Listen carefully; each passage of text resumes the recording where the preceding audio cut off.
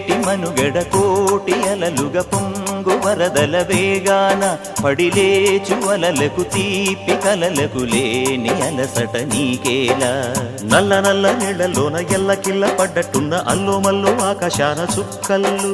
అమ్మాయంటి రావిల్లమ్మ అబ్బాయంటి సూర్యుడమ్మ ఇంటి దీపాలవ్వాలంట దిక్కులు. ఎవరికి వారే యమునకు నీరే రేవు నీరు నావదంట నావతోడు రేవుదంట పంచుకుంటే.